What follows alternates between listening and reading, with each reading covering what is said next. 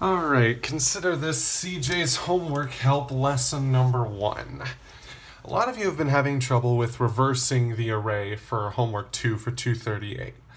I'm going to give you the general solution. This is just on paper, conceptual, no coding will be done here. That's on you. So we have an array of length 10. I'm just going to put 1 through 10 on here. What we want to do in this case is remove a specific value, specifically the largest, but I'm just going to remove a random value here, and then put 0 at the end. This is a little more difficult than you would think. It's a little less intuitive. But let's have a look at the array as it stands. I'm sorry it's upside down. It's the only way I could hold my phone for this. So we'll start with removing a certain value. Let's say 5. We want to take 5 out of this. The best way that I've found to do this is to ignore the rest of this. We're going to leave all of that the same. Oops.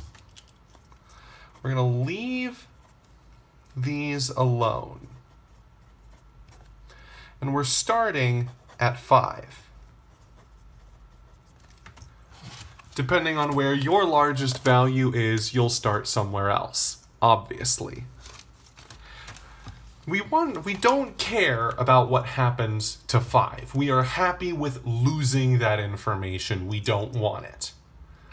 So if we start at 5, the value we actually want there in the end is the value to its right, the 6.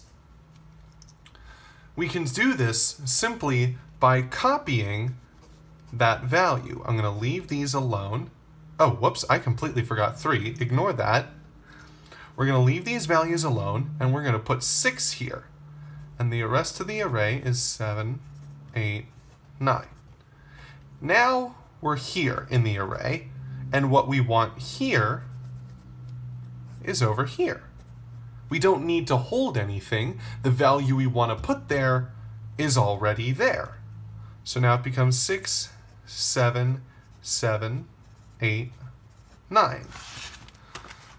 As you can see, we don't need to hold anything in other variables. It's already to the right because we don't care about what happens to 5. We want that gone anyway.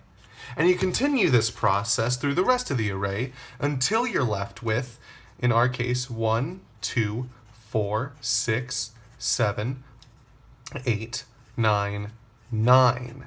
Going through this one at a time, if you continued this to the end of the array, eventually you'd get to 9 and try to access the value to the right of 9. This is going to give you garbage, and we do not want garbage. So we actually stop 1 before then at 8, or at the index of 8 here, which eventually becomes 9. Like that. From here, it's just a manner of manually setting it. You've gone through the rest of the array, and we always want this last value to be 0. Therefore, 1, 2, 4, 6, 7, 8, 9, 0. There's your array.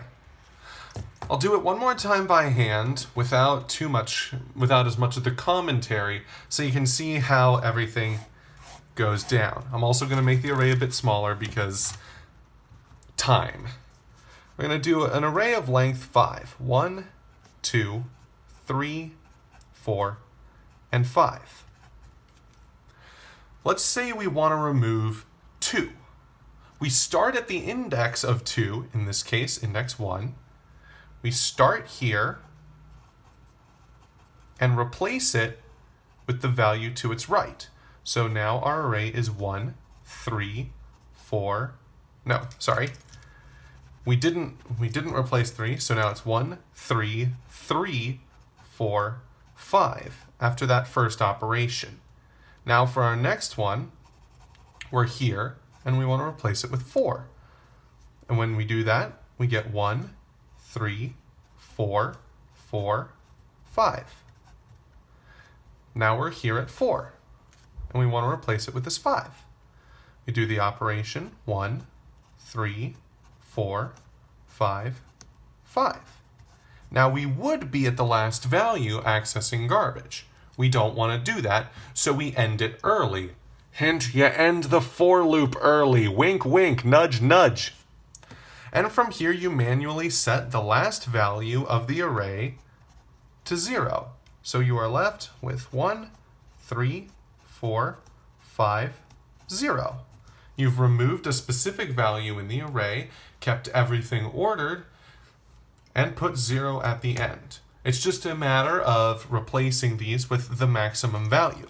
This would work the exact same way and work in our code if this first value was something like 9. This is the largest value in the array. 1, 9, 3, 4, 5. 9 is the largest. When we're done, we have 1, 3, 4, 5, 0.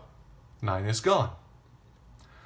Hopefully that'll give you a good idea on how all of this is done. Again, sorry that it's upside down. It's the only way I could record this with any efficiency.